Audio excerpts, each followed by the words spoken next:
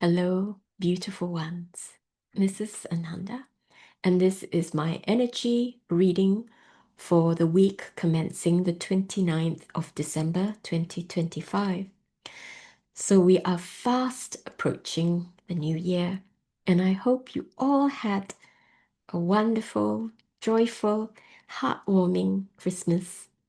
So I'm using Donny Amori's Soul Freedom Energy Card deck. And the intention is to um, bring through, perhaps to channel, a clear and concise invitations of the energies all around us for this week.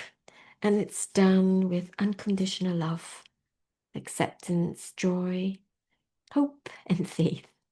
Okay, so I've got the deck here, and I'm going to blow into them again, shuffle them.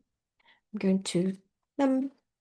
I'm just looking to see which way they're facing before I put them down. And my left hand, I'm using my left hand to choose them. And then I keep cutting until I come down to um, a small enough. Okay, so I've got 1, 2, 3, 4. Which one is it? It's this one. This is the first card. It's a Divine Mother. Okay.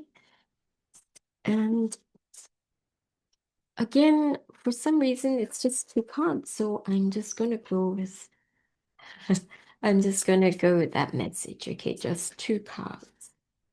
And I think even though when I've done the three card energy readings, um, they're generally all equal. Yeah, so they have equal standing. It's not just past, present, future, but I always find that it never quite completely works like that. They're all sort of, they do sort of flow one into the other. Perhaps because, it takes, sometimes it can take a little bit more time to work on what may be forecast. Hold on. Apologies, my dog was about to start barking because he spotted a cat in the back garden. So as I was saying, it's not completely set past, present, future. Sometimes there's an interweaving, and sometimes we need to go into what may be considered the card for the past, the energy or the invitations or the things that we may need to be open to or release. And sometimes we need to have a look at that again. And sometimes that kind of works with the future card more than the present card. All right.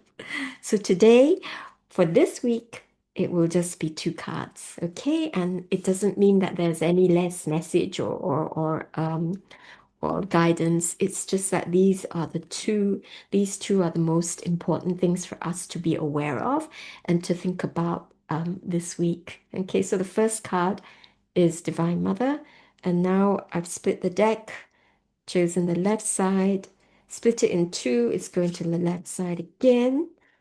Split it in two. Okay, it's the right side. No, I still have to split it.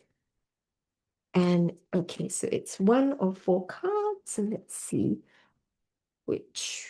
Yes, it's this one. So this is the second card. Sacred Circle. And a circle. Circles are very much about cycles, um, where there is perhaps no apparent beginning and end. And from that circle, you can think of the circle as a cake as well. You can start creating further geometries from that. So that gives me a lot of images of beautiful geometries of how, even though the world has been portioned off into different countries and their boundaries and barriers, actually it's not, it's one whole thing. And it's wonderful that most of, all the planets and the stars they're spherical. You have asteroids in all different shapes, but generally the heavenly sort of bodies are all spherical. Mm. And the sphere is an archetypal form. Yep, it's an archetypal form. And from that, like I said, even with a circle, there is so much which is generated with one circle, and and the forming of another. You have the vesicle species created, and then you have, of course, with movement, and then you have the seed of life, and further on you have the flower of life. So it's a proliferation of many geometries. And I suppose that's how perhaps we understand the concept of creation. And from one, it begets another and another and another. Okay. So looking at the numbers as well, it's really interesting. I'm just going to hold up the cards to you before I start reading the descriptions in the guidebook. So Divine Mother is 34 and Sacred Circle is 33. So in the deck, that one would come after the other, um, but we have one which is a double number, which is a master number, and the other one which adds to 7. So for you, I'm not a numerologist, but for you who may be interested in that, that might be something to look at. Okay, Divine Mother and Sacred Circles. So let's have a look at number 34, which is Divine Mother. So the intention is to connect with the unconditional love, creativity, and protection energy of the Divine Mother and embrace your divine feminine aspects. Because this applies to whether whatever gender you are, whatever um, you identify with it. Everyone has feminine or masculine energy. Okay, it's like the yin and the yang, and it has to be balanced. And sometimes we are very much into the yang, and sometimes we're very much into the yin. And at this moment, we've just gone past the winter solstice. It's very much in the northern hemisphere. It's very much the yin, the going inward, the investigation. It's a magical period of imagining and dreaming and creating and planning. The key energies are creativity, love, and protection. So you think of a mom, like especially the mama bears, they're really protective of their young. Yeah. But there's also the creativity, the innate creativity of the feminine. It might seem like a dark void, um, but it's from that everything comes through, and you need the masculine to help, to help with the creation. But it's from the void and the womb that something something is born. So creativity, love, and protection. The message is open your heart to the nurturing presence of the Divine Mother. Feel her unconditional love surround and uplift you. It's really like saying, if you found that your mom was a lot less than what you would consider perfect, um, then perhaps what you need to do, what we need to do, is to be the mother that we needed our mother to be. So we need to be the unconditional love for ourselves. We need to be the protective mom for ourselves. Yeah. We need to be that creative spark, that creative energy for ourselves. And only then can we move beyond the trauma, the wounding, and the patterns which are caused by this old mindsets.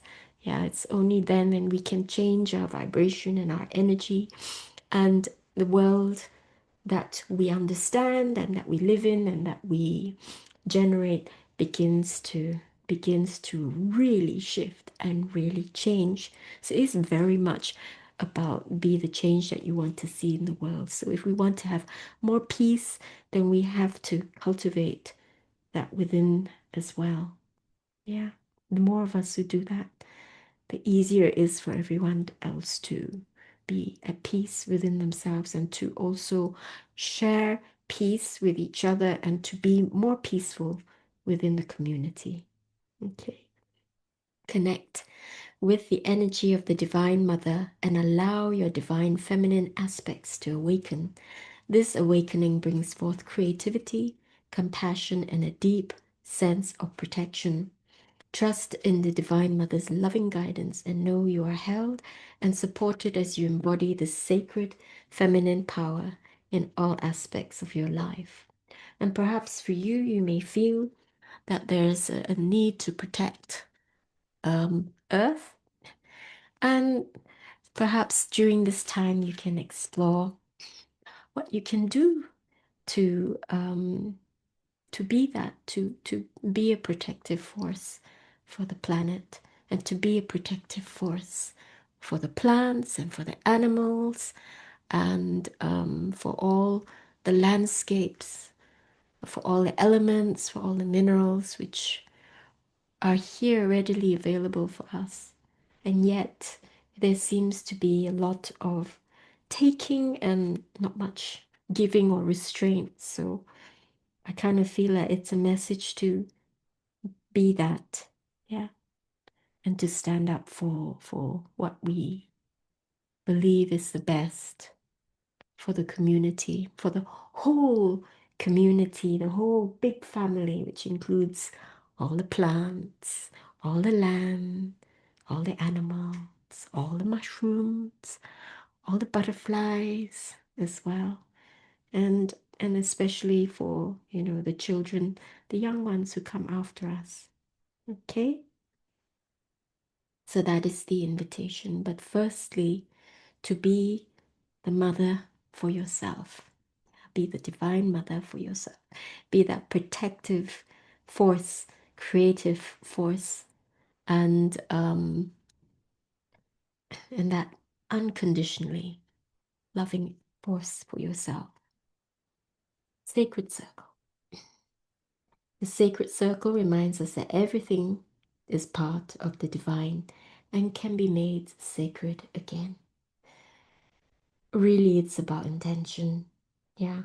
So the key energies are growth, interconnectedness, and blessings. Wonderful. So as we go through this week, expect blessings, expect good things. The messages are you're called into the sacred circle to remember that all things are interconnected and part of the divine, filled with infinite potential for growth and transformation. Perhaps we need to do a little. I just get this picture of dance, dancing in the circle, and how powerful that is for creating something. Perhaps, yeah, that might be something to think about. Do it with your family, put some good music on, and then just dance together and talk about what we might like or what you might like to create for the year, and solidify that, bring it into being by the dance. So, as you honor the sacredness within and around you, everything in life has the potential to become a blessing. All can be made whole and sacred once again. So there we are. And it just because something is not been honored, or something feels like it's been um, debased, perhaps unhonored, disrespected, we can always turn around and start to respect and start to honor and take care of, bring that person in the community who maybe has not been welcomed very much. So I think it's very much a message or a message of, taking the scales of our eyes and being more welcoming to all peoples. Yeah, whether they are a certain religion, or whether they are a transgender, or whether they're gay or not. I always believe it's no one's business what what sexuality you are, what you want to identify with, what religion you are. So what? We're still, whoop, that's my alarm. We're still all humans, and we're still one species. And it's daft to keep all these separations, really, really daft. And the more we are distracted with all sorts of stuff, where the more we forget that actually we are one root.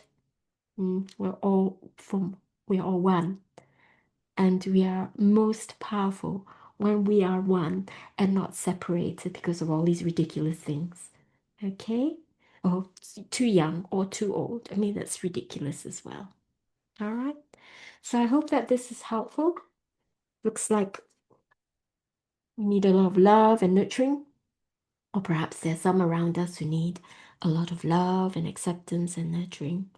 And that when we approach things with intention of becoming whole again and treating things with love and respect and kindness, it becomes sacred is just a word where something is respected, maybe something is venerated, and the energy shifts for that. Okay, so I hope that this is helpful, and I hope you have a wonderful week. Coming up to the new year, we're shifting in from a 9, energy of 9, 2025 adds up to 9, completion, lots of shedding of skins, although some people say that next year there still might be a lot of that going on. Hence, you may think past, present, but actually sometimes the energy is still rolling, it's rolling and rolling. And then you find that when you're rolling with that, there'll be ideas of creation, what you want to create. And I'm finding it all quite bewildering because I'm like, well, what the hell do I want to do now? So sometimes with lots of choice, it can be a little bit tricky, but yep,